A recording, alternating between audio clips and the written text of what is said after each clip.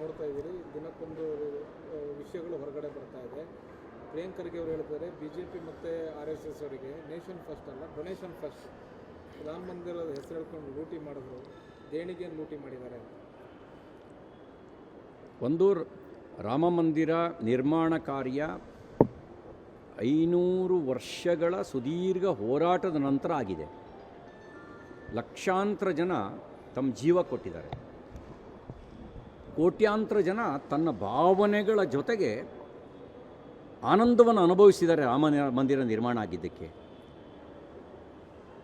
₹1 ಹಿಡಿದು ಕೋಟ್ಯಾಂತರ ರೂಪಾಯಿವರೆಗೂ ಕೂಡ ರಾಮ ಮಂದಿರ ನಿರ್ಮಾಣಕ್ಕಾಗಿ ಡೊನೇಷನ್ ಕೊಟ್ಟಿದ್ದಾರೆ. ಆ ಭಾವನೆಗಳಿಗೆ ಬೆಲೆ ಕಟ್ಟೋಕ್ಕಾಗಲ್ಲ, ಆ ಭಾವನೆಗಳಿಗೆ ಘಾಸಿ ಆಗಬಾರ್ದು.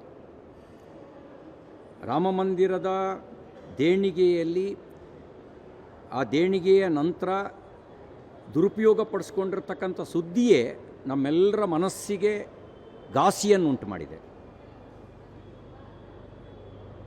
ನಾನು ಈಗ ಆಲೋಚನೆ ಮಾಡ್ತಿರೋದು, ರಾಮ ಮಂದಿರ ವಿರೋಧಿಗಳಿಗೆ ಯಾಕೆ ಸಂಕಟ ಆಗ್ತಾ ಇದೆ?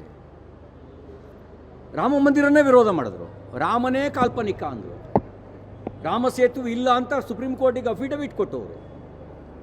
ಈಗ ಸಂಕಟ ಪಡ್ತಿರೋದನ್ನು ನೋಡಿದ್ರೆ ಅವ್ರ ಉದ್ದೇಶ ರಾಮ ಮಂದಿರದ ದೇಣಿಗೆಯ ದುರುಪಯೋಗದ ಕುರಿತಾಗಿ ಅಲ್ಲ, ರಾಮನ ಅಸ್ತಿತ್ವವನ್ನೇ ಪ್ರಶ್ನಿಸಿದವರು ಈಗ ರಾಮ ಮಂದಿರ ನಿರ್ಮಾಣ ಆದ ನಂತರ ಈ ರೀತಿ ತಮ್ಮ ರಾಜಕೀಯಕ್ಕೆ ವಿಷಯವನ್ನು ದುರುಪಯೋಗ ಪಡಿಸ್ಕೊಳ್ಳೋಕೆ ಹೊರಟಿದ್ದಾರೆ. ಅವ್ರಿಗೆ ಒಂದು ಮಾತು ಹೇಳಕ್ಕೆ ಬಯಸ್ತೇನೆ, ಮಿಸ್ಟರ್ ಪ್ರಿಯಾಂಕ್ ಖರ್ಗೆ, ಆ ಟ್ರಸ್ಟ್ನಲ್ಲಿ BJPಯ ಯಾವೊಬ್ಬ ಪದಾಧಿಕಾರಿಯೂ ಇಲ್ಲ, ಯಾರೊಬ್ಬರು BJPಯವರು ಪದಾಧಿಕಾರಿಗಳಿಲ್ಲ. ನಾವು ರಾಮ ಮಂದಿರ ನಿರ್ಮಾಣಕ್ಕೆ ಹೋರಾಟ ಮಾಡಿದ್ದೀವಿ, ಜೈಲಿಗೆ ಹೋಗಿದ್ದೀವಿ, ಕರಸೇವೆಗೆ ಹೋಗಿದ್ದೀವಿ. ನೀವ್ಯಾರು ಹೋಗಿದ್ದೀರಿ ಕಾಂಗ್ರೆಸ್ನವರು? ಒಂದು ರಾಮ ಮಂದಿರ ನಿರ್ಮಾಣ ಆಗಬೇಕು ಅಂತ ಹೇಳಿಕೆ ಕೊಡುವಂಥ ಧೈರ್ಯವೂ ಇಲ್ಲದೆ ಇದ್ದಂಥ ಹೇಡಿಗಳಾಗಿದ್ರಿ ನೀವು. ಅದು ನಿರ್ಮಾಣ ಆಗಬೇಕು ಅನ್ನೋ ಸಂದರ್ಭದಲ್ಲಿ ನಿಮಗೆ ಸಾರ್ವಜನಿಕವಾಗಿ ಆಗಲಿ ಸಂಸತ್ನಲ್ಲಾಗಲಿ ಸಮರ್ಥನೆಗೂ ನಿಲ್ಲದೆ ಇದ್ದಂಥ ಹೇಡಿಗಳಾಗಿದ್ರಿ. ಈಗ ರಾಮ ಮಂದಿರದ ದೇಣಿಗೆಯ ದುರುಪಯೋಗದ ಧೈರ್ಯ ಬಂದಿದೆ, ಸಂತೋಷ, ಚಿಂತೆ ಮಾಡಬೇಡಿ. ಅಲ್ಲಿ ಯೋಗಿ ಇದ್ದಾರೆ, ಯೋಗಿ ಯಾರನ್ನೂ ಸಹಿಸೋದಿಲ್ಲ ಈ ಥರ ಅಕ್ರಮ ಮಾಡಿದವ್ರನ್ನ. ಹಂಗಾಗಿಯೇ 8 ಜನರನ್ನು ಜೈಲಿಗೆ ಕಳಿಸಿದ್ದಾರೆ.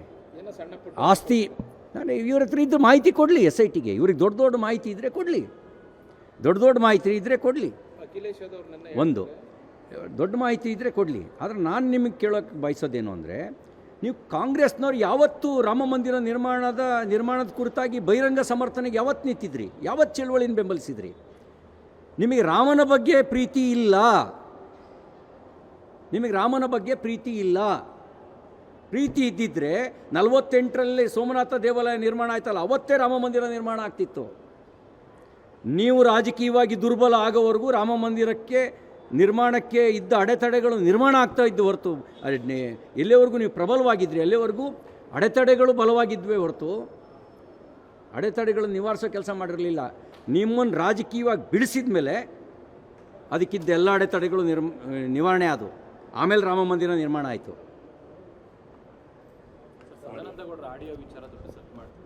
ಅವರೇ ಇಲ್ಲ ಅಂತ ಹೇಳಿದಾರಲ್ಲ, ನೀವು ಸದಾನಂದ ಗೌಡ್ರೆ ನಿರಾಕರಿಸಿದಾರಲ್ಲ. ನನಗೆ ಕೇಳಿದ್ರೆ ನನಗೆ ಬರೀ ಅಡ್ಡ ಮತದ ಬಗ್ಗೆ ಮಾತ್ರ ಸತ್ಯ ಶೋಧನೆ ಮಾಡಿ ವರದಿ ಕೂಡ ಕೇಳಿದ್ದು.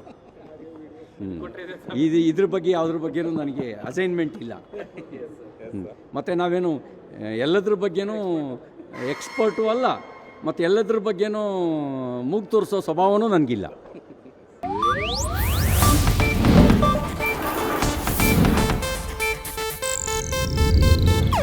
ಇದು ಏಷ್ಯಾನೆಟ್ ನ್ಯೂಸ್ ನೆಟ್ವರ್ಕ್ ಪ್ರಸ್ತುತಿ.